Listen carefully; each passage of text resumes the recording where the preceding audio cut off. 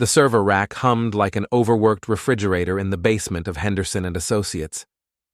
I was elbow-deep in cable management when my phone buzzed against the concrete floor.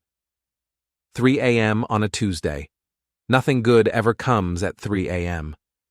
I'm leaving you for someone who actually makes me feel alive. I read it twice.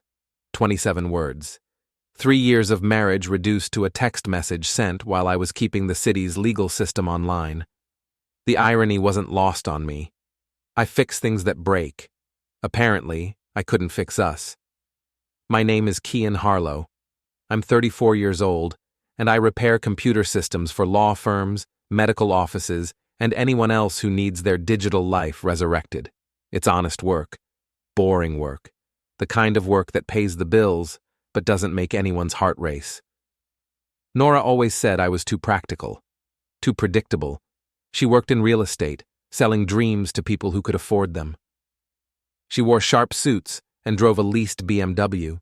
She attended networking events and charity galas. She wanted excitement. I stared at the message. The cursor blinked in the reply box like a heartbeat. Tell Marcus I said hi. Send. The phone rang within 8 seconds, record time. How do you know his name? Nora's voice shook. Fear does that, makes people forget to be careful with their words. His wife told me. She's sitting right next to me. Silence. Then breathing. Heavy, panicked breathing. Then the call ended. I set the phone down and looked at Elena Voss. She sat in the corner chair I'd dragged down from the office upstairs, nursing a glass of wine she'd brought in a thermos. Classy woman. Even drinking wine in a basement at 3 a.m., she maintained her composure. She hung up, I said. They always do. Elena took a sip. Guilty conscience makes people run. Elena Voss was everything Nora pretended to be. Elegant without trying. Smart without showing off. She worked in human resources for a medical group downtown. She wore simple clothes that probably cost more than my monthly salary. She had found me 3 weeks ago with a LinkedIn message that changed everything. I believe your wife is sleeping with my husband. Coffee? We'd met 6 times since then. Coffee became lunch. Lunch became dinner. Dinner became this. 2 betrayed spouses comparing evidence in a basement while our cheating partners thought they were clever. Show me the photos again, I said. Elena pulled out her tablet. Premium Fitness Club. 2 locations in the city. Marcus and Nora had joined the same week in January. They took classes together, shared smoothie breaks. The gym's security footage showed them leaving together every Tuesday and Thursday, never actually exercising. They're not very creative, Elena said, swiping through images. Same routine every week. Yoga class at 6, gone by 7:30. Where do they go? Studio apartment in the Gaslamp district.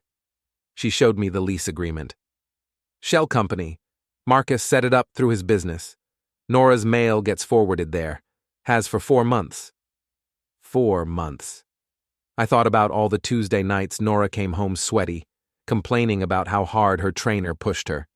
All the Thursday evenings she needed to shower immediately. All the weekend mornings she spent catching up on work at the office. The money trail is interesting too, Elena continued, pulling up bank statements on her tablet. Shared credit card neither of us knew about. Joint account at First National.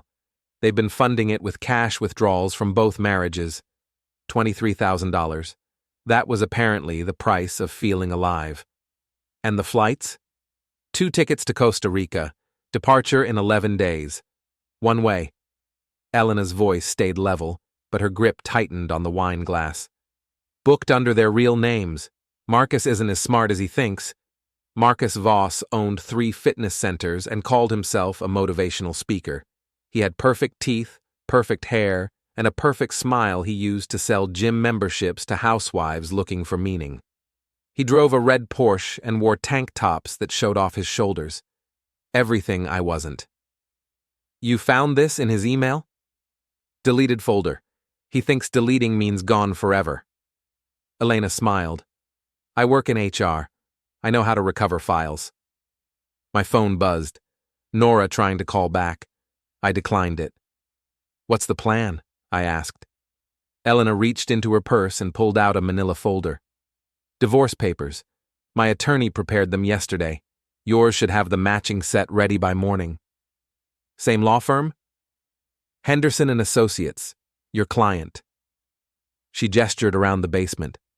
I thought it was fitting. You keep their computers running. They can return the favor. The phone buzzed again. Another call from Nora. I let it ring. She's persistent, Elena observed. She's panicking. 3 weeks of careful planning just collapsed in 30 seconds. Good. Elena finished her wine. Let her panic. Marcus is probably pacing around that apartment right now, trying to figure out how we found out. I imagined him in his expensive workout clothes, running his hands through his styled hair, wondering if his perfect plan had a leak. The thought made me smile. You know what the funny part is? I said, coiling Ethernet cable. I actually liked Marcus. Met him twice at Nora's work events. Seemed like a decent guy. Good handshake. Looked me in the eye when he talked. He's very charming, Elena agreed. That's his business model. Make people trust him. Make them feel special. Did it work on you? For 6 years. Her voice stayed steady, but something flickered across her face. He made me feel like the most important person in the room, right up until he didn't. The phone buzzed a third time. Voicemail notification. Then a fourth call. I watched Nora's name light up the screen. Answer it, Elena said. Let's hear what she has to say. I shook my head. Not yet. Let her think about what she's lost first. Psychological warfare? Common sense. She made her choice. Now she gets to live with the consequences. Elena stood and smoothed her skirt. The lawyers will file first thing in the morning. Same court date requested. Judge Morrison handles family court on Fridays. Coordinated attack? Coordinated justice. She picked up her purse. Marcus and Nora wanted to feel alive. They're about to discover what that really means. After she left, I sat alone in the basement, listening to the servers hum and my phone buzz with increasingly desperate calls from my wife. The irony wasn't lost on me. I spent my days fixing broken systems, and now I was about to break one completely. The 5th call went to voicemail. Please let me explain. The 6th call. It's not what you think. The 7th. Just answer. The 8th. Kian, please. I blocked her number after the 8th call. Some things, once broken, can't be repaired. Morning brought clarity and coffee. I sat in my kitchen at 6 a.m., watching the sunrise through windows that needed cleaning, reading the divorce papers Elena's attorney had prepared. Thorough work, professional, the kind of documentation that leaves no room for argument. My phone showed 14 missed calls from Nora's number before I blocked it. She'd also tried calling from the real estate office, her sister's phone, and 2 numbers I didn't recognize. Desperation makes people resourceful. Elena texted at 7. Papers filed. Court date set for next Friday. Coffee? We met at Murphy's Diner on 5th Street. Elena looked like she'd slept well. I probably looked like I'd spent the night in a basement with computer equipment because I had. How did Marcus take the news? I asked, sliding into the booth across from her. He didn't come home. She stirred sugar into her coffee. Still at the apartment, I assume. Probably trying to figure out damage control. And Nora? According to her sister, she's been calling everyone she knows, trying to find someone who will listen to her side of the story. Her sister called you? Rebecca Martinez. She works at the medical center. We've met at company events. Elena's smile was sharp. She wanted to know if the rumors were true. I confirmed them. The waitress brought my usual. Eggs over easy, wheat toast, bacon, comfort food for uncomfortable times. Elena ordered fruit and yogurt. Even in crisis, she maintained standards. I've been thinking about the timeline, I said, cutting into my eggs. 4 months of the apartment, 6 months of gym membership. When did this actually start? I found text messages going back 8 months. Nothing physical at first, just complaining about their marriages. Elena pulled out her phone. Marcus saved everything in a folder labeled motivation. Apparently, cheating on his wife motivated him. She showed me screenshots. Marcus complaining about Elena being too focused on work. Nora responding that I was too boring, too predictable. A mutual sympathy society that became something else. Here's where it gets interesting, Elena said, scrolling down. July 15th. Marcus suggests they meet for coffee, just to talk, just as friends. Gateway meeting. Exactly. Coffee became lunch, lunch became dinner, dinner became the gym membership. She looked up from her phone. They documented their entire affair, like they were proud of it. I read over the messages. Marcus positioning himself as Nora's savior from a boring marriage. Nora encouraging him to leave his controlling wife. Two people convincing each other they deserved better. The Costa Rica plan started in September, Elena continued. Marcus found a property management company that specializes in helping Americans relocate. They've been planning this for months. Using our money. Using our money. She put the phone away. $23,000 withdrawn in small amounts. Nothing large enough to trigger bank notifications. I thought about all the times Nora mentioned needing cash for work expenses, client lunches, networking events, professional development courses. I'd handed over my debit card without question because I trusted her. What kind of property? Beachfront condo in Manuel Antonio. 2 bedrooms, 2 baths, infinity pool. The listing is still in Marcus's email. Elena's voice stayed level. They plan to run fitness retreats for American tourists, couples yoga, and life coaching. Life coaching? Marcus has big dreams. He sees himself as the next Tony Robbins, just needs the right partner and the right location. The irony was thick enough to cut. Marcus Voss, motivational speaker, stealing money from his wife to fund a new life with someone else's wife. The kind of life coach who couldn't manage his own life. I want to see the apartment, I said. Elena raised an eyebrow. Why? Know your enemy. Sun Tzu. You read military strategy? I read everything. Occupational hazard of spending time alone with broken computers. Elena paid the check, and we drove to the gas lamp district in her Honda Accord. Sensible car, reliable. Everything Marcus apparently found boring about his wife. The building was one of those converted warehouses with exposed brick and floor-to-ceiling windows. Industrial chic for people who'd never worked in actual industry. The kind of place that rented by the month to people with more money than sense. Unit 4B, Elena said, checking the address. Marcus has been paying month to month since February. We sat in the car, watching the building. At 10:30, a red Porsche pulled into the parking garage. Marcus, right on schedule. He's here every day? Tuesday through Friday, weekends too sometimes. Elena adjusted her rearview mirror. I've been tracking his patterns for 2 weeks. Marcus emerged from the garage 5 minutes later, wearing designer jeans and a polo shirt that probably cost more than my monthly car payment.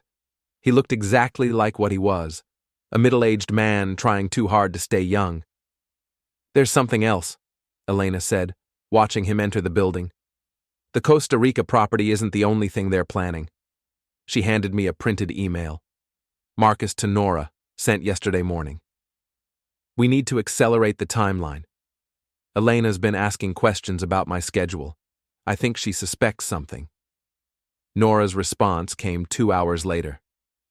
Kian's been working late every night this week. Something's different. Maybe we should leave sooner. They were planning to move up the flight, I said. Were, past tense. Elena smiled. The tickets are non-refundable. The property deposit is non-refundable. The apartment lease runs through the end of the year. How much money are they going to lose? Approximately $47,000, plus whatever they've already spent on new identities and travel documents. New identities? Elena pulled out another printed email. Marcus found someone who makes fake passports, professional quality, $15,000 for the pair. I stared at the email. Marcus and Nora weren't just planning to leave their marriages. They were planning to disappear completely. New names, new lives, new country. The ultimate escape plan. This is bigger than an affair, I said. Much bigger. This is fraud, identity theft, international flight to avoid financial obligations. Elena started the car. They weren't just cheating on us, they were stealing from us. We drove back toward downtown in silence. I processed what I'd learned. Nora wasn't just leaving me for someone who made her feel alive. She was stealing my money to fund a completely new existence with a man who specialized in convincing people to trust him. "What's our next move?" I asked. "We wait. Let them panic. Let them make mistakes." Elena turned onto 5th Street. "Desperate people do stupid things. We just need to be ready to document it." My phone buzzed with a text from an unknown number. Probably Nora using someone else's phone. "Please call me. We need to talk." I showed Elena the message. "Reply," she said. "But keep it short." I typed back, "Talk to your lawyer." The response came immediately. "I don't have a lawyer." "You will," I replied, then put the phone away. Elena dropped me at my apartment building. I climbed 3 flights of stairs to a place that felt different now. Smaller, emptier. Nora's absence was obvious. Missing jewelry box, empty space in the closet, bathroom counter cleared of her products. She'd been moving out gradually, taking things I wouldn't immediately notice, planning her exit while pretending everything was normal. I sat at my kitchen table and opened my laptop. Time to do what I did best. Dig into systems and find information people thought was hidden. Marcus Voss owned Premium Fitness through an LLC registered in Delaware. The business carried significant debt, equipment loans, facility leases, payroll obligations. The motivational speaking generated sporadic income, nothing steady. Elena was right. Marcus needed money, and he'd found 2 sources, his wife's savings and mine. I dug deeper into public records. Property taxes, business licenses, court filings. Marcus had been sued twice in the past 3 years, once by a former business partner, once by a client who claimed his life coaching caused emotional distress. The man Nora thought would save her from boring was actually drowning in his own problems. My phone rang. Unknown number. "Hello, Kian." Nora's voice, trying to sound calm. "We need to talk." "No. We don't. Please, just give me 5 minutes to explain." "Explain what? The apartment? The bank account? The plane tickets?" Silence. "How much do you know?" she asked finally. "Everything." "That's impossible." "Elena's very thorough. She works in HR. She knows how to investigate people." Another pause. "This isn't what you think." "It's exactly what I think. You and Marcus have been planning this for months. The gym was just a cover. The apartment was your practice run. Costa Rica was supposed to be permanent. Kian, the fake passports were a nice touch. Really showed commitment. How do you... She stopped herself. "We need to meet. Face to face." "No. I can explain everything." "You already did. 8 months of text messages. Marcus saved them all in a folder labeled Motivation. Very romantic." The line went quiet for so long I thought she'd hung up. "What do you want?" she asked finally. "Nothing from you. The lawyers will handle everything else." "What lawyers?" "Check your email." I hung up and turned off the phone. Some conversations don't deserve to continue. Thursday morning brought rain and a knock on my door at 7 a.m. I looked through the peephole and saw Nora standing in the hallway, soaked and shivering. She'd been waiting outside. I opened the door but didn't invite her in. "We need to talk," she said. "No, we don't." "Kian, please, this is all a misunderstanding." "Which part? The secret apartment, the joint bank account, or the fake passports?" She pushed past me into the apartment. Old habits. Nora had never been good at taking no for an answer. "You don't understand the whole situation," she said, dripping on the hardwood floor I'd refinished last summer. "Marcus and I, are stealing money to fund a new life in Costa Rica. I understand perfectly. She turned to face me. 3 years of marriage, and I'd never seen her look this desperate. Makeup smeared, hair unwashed, wearing the same clothes from yesterday. It's not stealing. It's our money. Your money, my money, Marcus's money, Elena's money, all mixed together in an account neither spouse knew about. I leaned against the kitchen counter. That's called fraud. It's called starting over. With stolen identities. New identities. There's a difference. Explain it to the judge. Nora sat down at the kitchen table without being invited. Another old habit. Making herself comfortable in spaces where she wasn't welcome. Marcus loves me, she said. Marcus loves your contribution to his escape fund. That's not true. Marcus is 42 years old, owns a failing business, and has been sued twice for questionable business practices. He needs money, and he needs a new start. You provided both. How do you know about the lawsuits? Public records. Amazing what you can find when you know where to look. She stared at me like she was seeing a stranger. Maybe she was. 3 years of marriage, and she'd never bothered to learn what I was actually capable of. You've been spying on us. I've been investigating my wife's affair. There's a difference. My phone buzzed with a text from Elena. Marcus just left the apartment, heading your direction. I showed Nora the message. Elena's been tracking Marcus? Elena's been documenting everything. Timestamps, locations, financial records. Very thorough work. This is harassment. This is evidence collection. Another knock on the door. Harder this time, more aggressive. I looked through the peephole. Marcus Voss stood in the hallway, wearing an expensive suit and an angry expression. He looked like a man who'd run out of options. Don't answer it, Nora whispered. Why? Afraid of what he might say?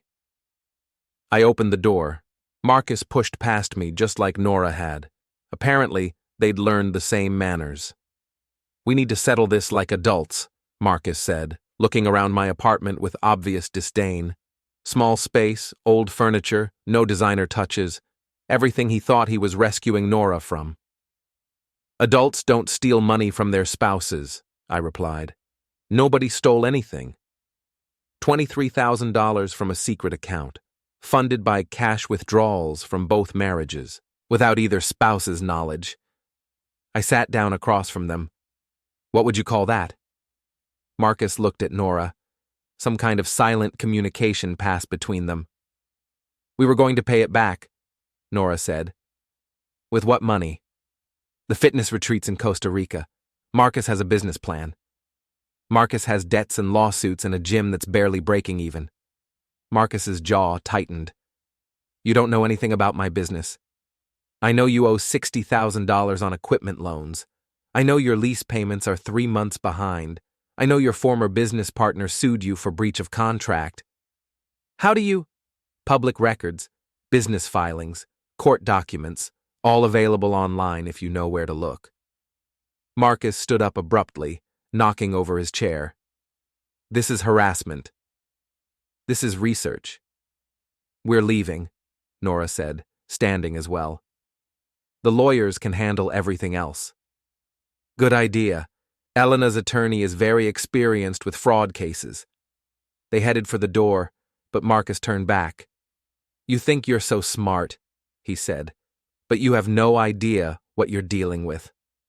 I'm dealing with a middle-aged fitness instructor who convinced my wife to help fund his midlife crisis. Marcus took a step toward me. Watch your mouth. Or what? You'll motivate me to change my attitude? Nora grabbed his arm. Marcus, don't.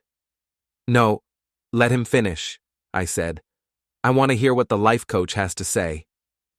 Marcus shook off Nora's hand. You're a nobody. A computer repair guy who lives in a dump and drives a 15-year-old car. Nora deserves better. Nora deserves someone who doesn't steal money to fund their relationship. I never stole anything. Then explain the fake passports. Marcus went very still. What fake passports? I pulled out my phone and showed him Elena's screenshots, his emails to the document forger, payment schedules, delivery arrangements. Elena's very thorough, I said. She recovered everything from your deleted files. Marcus grabbed the phone from my hands. This is illegal. You can't access my private emails.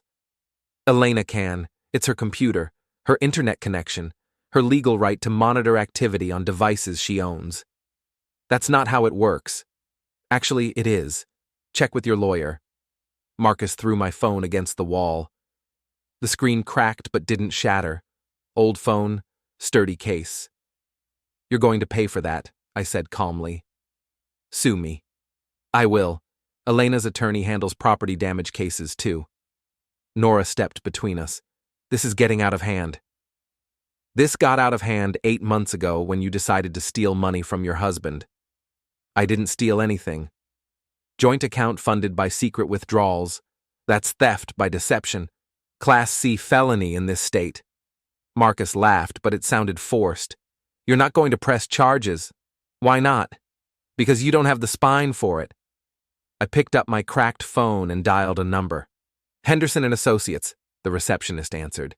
This is Kian Harlow. I need to speak with Attorney Morrison about adding criminal charges to my divorce filing.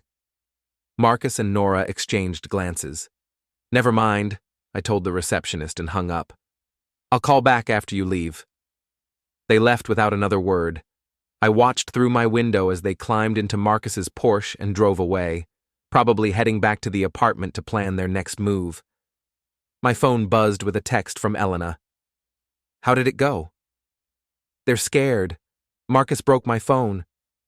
Property damage. We can add that to the lawsuit. Already planning to.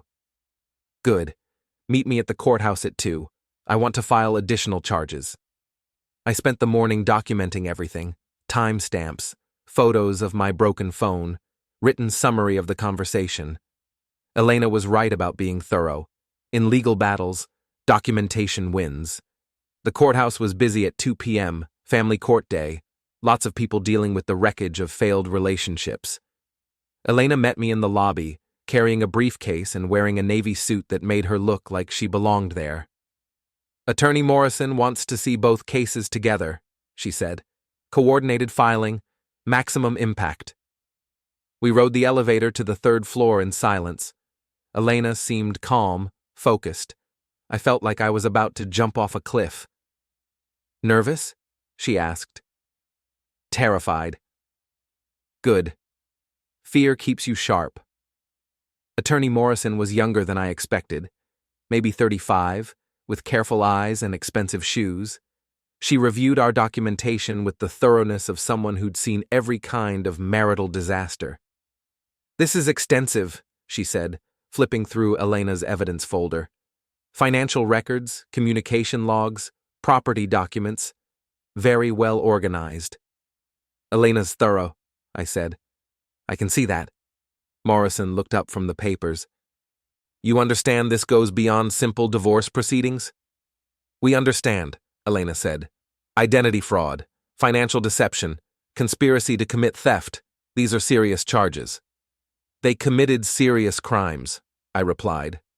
Morrison nodded. The court date is set for Friday. I'll file the additional charges this afternoon. Your spouses will be notified by certified mail. What happens next? Elena asked.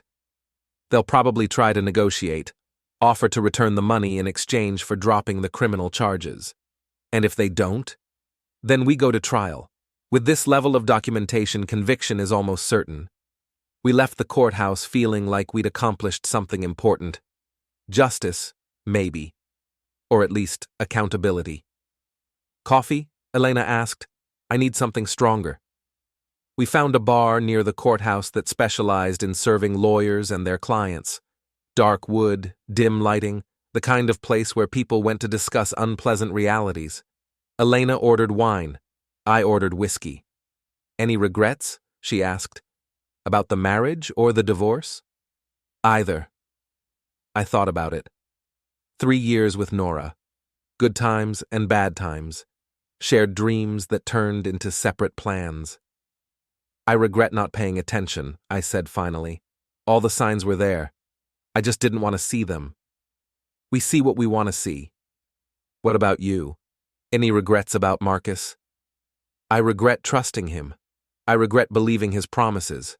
I regret not investigating sooner. How long did you suspect? 6 months, maybe longer. He started working late, going to conferences that didn't exist, taking business trips that never generated business. But you stayed. I hoped I was wrong. Elena finished her wine. Hope makes people stupid. My phone buzzed with a text from an unknown number. Nora again. We need to talk. This has gone too far. I showed Elena the message. Reply, she said. What should I say? Tell her to talk to her lawyer. I typed the message and sent it. The response came immediately. Please, we can work this out. No, I replied. We can't. Elena paid the check, and we walked to the parking garage in comfortable silence. 3 weeks ago, we were strangers brought together by betrayal. Now we were allies in a war we never wanted to fight. This isn't over, Elena said as we reached her car. I know. They'll try to contact us, separately, try to divide us. Won't work. Good. She unlocked her car. See you in court on Friday. I drove home through afternoon traffic, thinking about choices and consequences. Nora had chosen excitement over stability. Marcus had chosen deception over honesty. Elena and I had chosen justice over forgiveness. Friday would determine who chose correctly. Friday morning arrived with clear skies and the kind of crisp air that makes everything seem possible. I wore my best suit, charcoal gray, bought for job interviews 3 years ago, and arrived at the courthouse 30 minutes early. Elena was already there, sitting on a bench outside family court, reading through a manila folder. She looked composed, professional, ready for battle. Morning, I said, sitting beside her. Morning.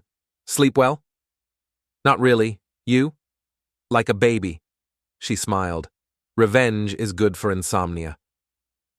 Attorney Morrison arrived at 8:45, carrying 2 briefcases and wearing the confident expression of someone who'd prepared thoroughly.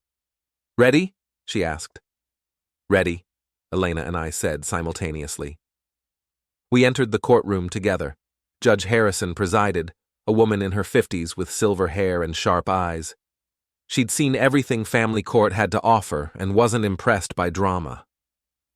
Nora and Marcus sat at the defendant's table with their attorney, a nervous-looking man who kept shuffling papers. They'd hired cheap representation, probably all they could afford after their escape fund got frozen. Nora looked terrible. Dark circles under her eyes, hair pulled back severely, wearing a conservative dress that made her look like someone else. Marcus had cleaned up better, but his expensive suit couldn't hide the desperation in his posture. Case number 2024 FC 1847, the clerk announced.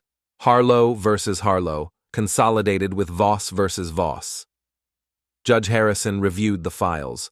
This is unusual. Coordinated divorce proceedings with criminal charges. Attorney Morrison, explain the consolidation. Morrison stood. Your Honor, these cases involve the same defendants engaged in a coordinated scheme of financial fraud and identity deception. The evidence is interconnected and best presented together. Attorney Walsh? Judge Harrison looked at the defense table. Walsh stood nervously. Your Honor, my clients dispute the characterization of their actions as criminal. This is a private matter between spouses. Private matters don't involve fake passports and secret bank accounts, Judge Harrison replied dryly. Proceed, Attorney Morrison. Morrison presented our case methodically, financial records showing the secret account, email communications documenting the affair and escape plan, evidence of the fake passport arrangements, property records for the Costa Rica apartment. The defendants engaged in an 8-month conspiracy to defraud their spouses and flee the country with stolen assets, Morrison concluded. This goes far beyond marital infidelity. This is organized crime. Attorney Walsh's defense was weak. He argued that Marcus and Nora were simply 2 people who fell in love and made poor decisions. No criminal intent, No malicious deception, just mistakes made in the heat of passion.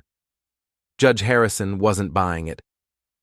Mr. Walsh, your clients established a secret bank account, funded it with money stolen from their spouses, purchased fake identification documents, and planned to flee the country permanently. These aren't mistakes. These are felonies.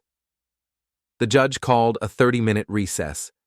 Elena and I waited in the hallway while the lawyers discussed plea options. "How do you think it's going?" I asked. "Better than expected. Judge Harrison sees through their act."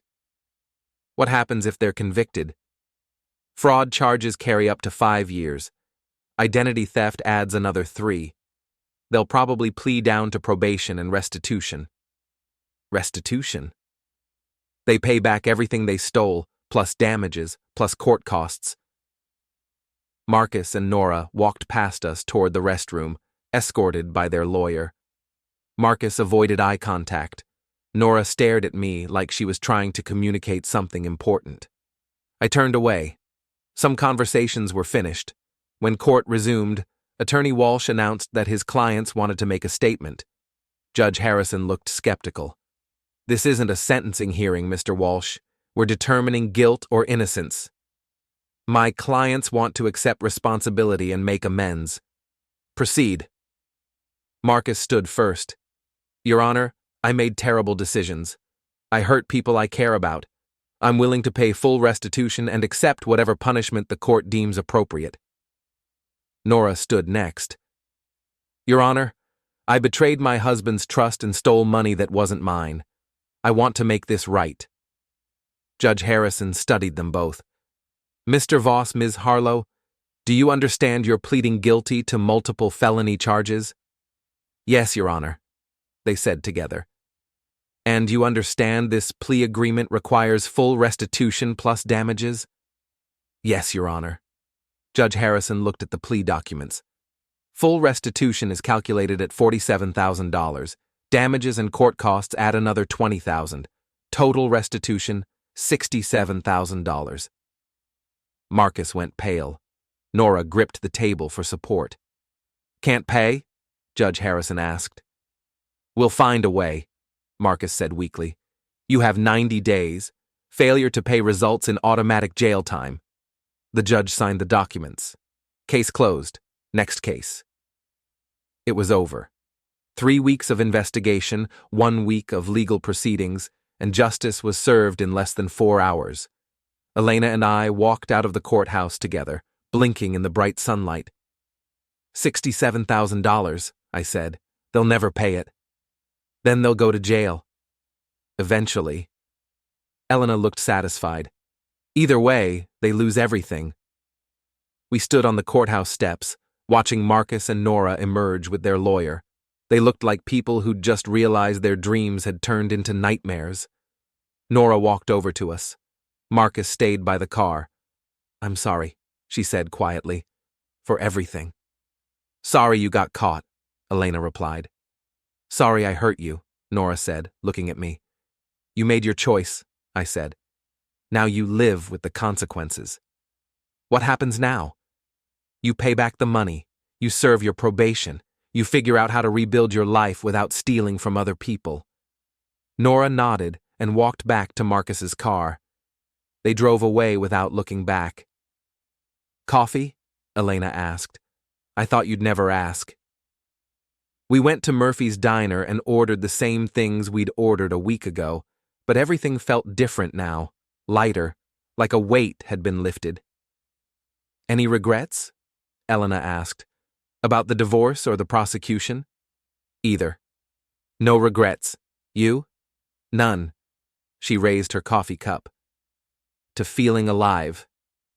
I laughed and raised my cup. "To feeling alive." We sat in comfortable silence, two people who'd discovered that justice tastes better than revenge. Outside, the city continued its daily rhythm, indifferent to our small victory. My phone buzzed with a text from an unknown number, probably Nora using someone else's phone again. "Thank you for not pressing for jail time." I showed Elena the message. "Reply?" she asked. I thought about it, then put the phone away without responding. Some conversations don't deserve to continue. What's next? Elena asked. I go back to fixing computers. You go back to HR work. We pretend this never happened. Or we stay friends, people who've been through something like this together. I'd like that. Elena paid the check, and we walked to the parking lot. 3 weeks ago, we were strangers. Now we were something else. Not quite friends, not quite allies. Something new. Call me if you need anything, she said. Same to you. I drove home through afternoon traffic, thinking about endings and beginnings. Nora was gone. Marcus was gone. The marriage was over. The betrayal was finished. But Elena was right. We'd been through something together, something that changed us both. My phone rang as I pulled into my parking space. Elena's number. Forgot to mention, she said. Marcus's gym is closing. Bankruptcy filing went through yesterday. How do you know? Public records. Amazing what you can find when you know where to look. I laughed. You've been a good teacher. You've been a good student. After she hung up, I sat in my car for a few minutes, watching people come and go from my apartment building. Normal people living normal lives, dealing with normal problems. I'd been one of them 3 weeks ago. Now I was something different, someone who'd fought back and won. My phone buzzed with one final text from the unknown number. I hope you find someone who makes you happy. This time, I replied. I already did. Then I blocked the number permanently and went upstairs to start the rest of my life. The apartment felt different now, bigger, cleaner, like it belonged to me again. I opened my laptop and checked my email. 3 new clients needed computer repairs. Life was returning to normal, but normal felt different now. Better, like I'd learned something important about standing up for myself. Elena texted one more time. Dinner tomorrow? I know a place that serves excellent revenge. Cold or hot, I replied, however you like it. I smiled and typed back, perfect, it's a date. Some endings are actually beginnings. Some betrayals lead to better things. Some people who hurt you do you a favor without meaning to. Nora wanted to feel alive. She got her wish, just not the way she expected. Marcus wanted a fresh start. He got that too. Elena and I wanted justice. We got something better.